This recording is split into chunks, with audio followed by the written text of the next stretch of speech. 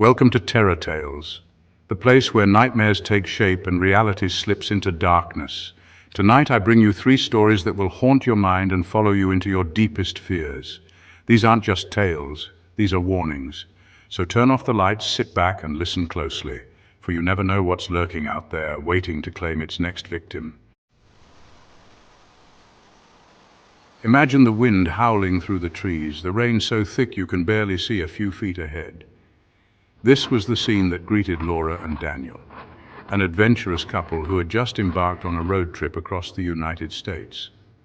Their route was meant to be a scenic drive through the mountains, but the weather, it had other plans. The storm was relentless. As they drove through a winding road, their headlights barely cutting through the thick veil of rain, a sudden, violent crash echoed through the air. A massive oak tree had fallen right across their path, blocking the way forward. Daniel slammed on the brakes, the car skidding on the slick road, and they both froze, staring at the massive tree that now trapped them. "Looks like we're stuck," Daniel muttered, his hands gripping the steering wheel. They sat in silence for a moment, the storm battering their car. Laura looked out the window, the trees swaying violently in the wind. The road ahead was impassable, and the GPS on their phone wasn't much help either. After a tense moment, Laura's eyes flickered toward a small, weather-beaten sign visible through the rain. It read, "Altamont Village, 10 miles ahead." The idea of continuing on a detour wasn't ideal, but the thought of waiting out the storm in the car was worse. After all, they had to find shelter. So they made the decision, despite their better judgment, to drive in the opposite direction. The road became narrower as they continued, the storm growing more intense. The eerie silence was suffocating, broken only by the sound of their tires crunching over the wet gravel. The village was unlike any they had seen before. The buildings appeared abandoned, dark windows staring at them like hollow eyes. As they pulled into the village, the wind seemed to die down, replaced by a strange, unnatural quiet. The village was deserted except for a few strange, hunched figures lingering near the edges of the street. Their faces were hidden beneath wide-brimmed hats, and their eyes were shadowed in an unsettling way. There was something off about them, as if they weren't quite human. Laura and Daniel knocked on the door of what seemed like the only inn in the village. The door creaked open, revealing a woman with pale skin and eyes that shimmered like glass. "You're not from here, are you?" she asked in a raspy voice. "We're just passing through," Daniel said, trying to mask the unease creeping into his voice. "Well, you'll be staying for dinner," she replied coldly. That night, after a cold meal, they tried to sleep, but as the night deepened, they began to hear strange noises outside their window. Soft thuds, scraping sounds, and the low murmur of voices. As the clock struck midnight, they saw the village people gather in the town square. Then the horrifying truth unfolded before them. As the sun fell, the villagers, those once seemingly peaceful people, had a grotesque habit. When darkness descended, they feasted on the bodies of travelers. The village was a trap, and every newcomer was their next meal. The couple was now trapped in the heart of the horror. But it was too late for escape. In the wild, dark woods of Eastern Europe, there lies a forgotten path, a path that few have walked and fewer have returned from. Amelia, a young solo traveler, had been exploring the ancient forests for days, seeking a place to rest before continuing on her journey to a nearby haunted castle. She wandered off the main path, lured by the dense fog and the silence that hung over the forest like a heavy blanket. Soon, she found herself standing before a narrow trail that seemed to descend into the shadows.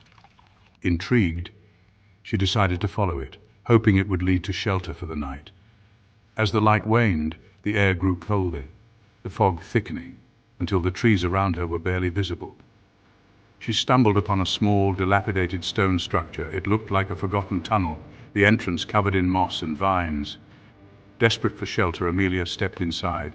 The moment she crossed the threshold, a chill ran down her spine. The tunnel was dank, its walls dripping with moisture.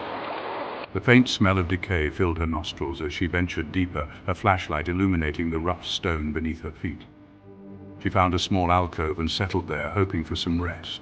But the silence of the tunnel was oppressive. It wasn't just the quiet, there was something else in the darkness with her. The shadows seemed to shift unnaturally, and the hairs on her neck stood up as a soft, rasping breath echoed through the tunnel. She spun around, her flashlight beam catching a glimpse of something that froze her blood. A creature hunched and twisted, with pale, translucent skin. Its mouth was filled with sharp, jagged teeth, and its eyes were wide, black pits, hungry and endless. "Your soul is what I seek," it rasped, its voice like the grinding of stones.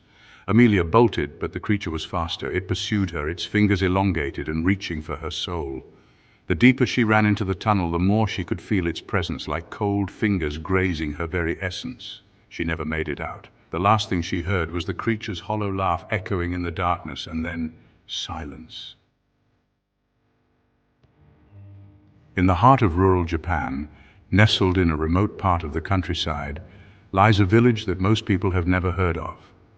The village of Mugen no Sato, or the village of eternity, is a place few travelers ever leave, and those who do never return the same.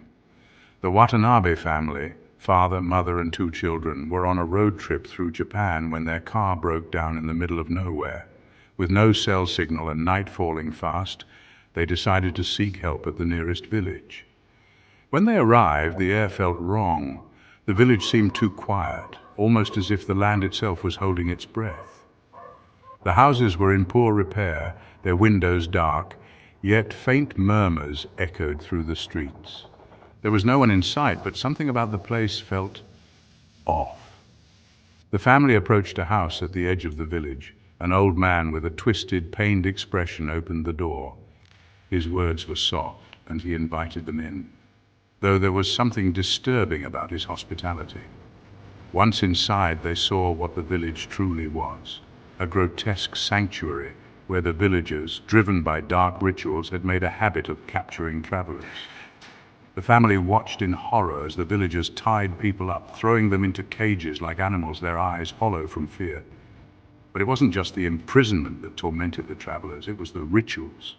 The villagers would slowly drain the life force of their captives, torturing them for days, feeding off their fear and agony. The Watanabes were the next targets. No one had ever escaped Mugen no Sato, and the Watanabes wouldn't be the first. 3 stories, 3 paths that led to unspeakable horrors. But beware, sometimes the worst nightmares are the ones that follow you. If you find yourself lost, stranded, or seeking shelter in the wrong place, remember the tales you've heard tonight. There are places and people that should be avoided, for some things are better left unseen. This is Terror Tales. Stay safe, stay vigilant, and never trust a stranger in the dark. Subscribe to Terror Tales, like and share our channel. Thank you for watching.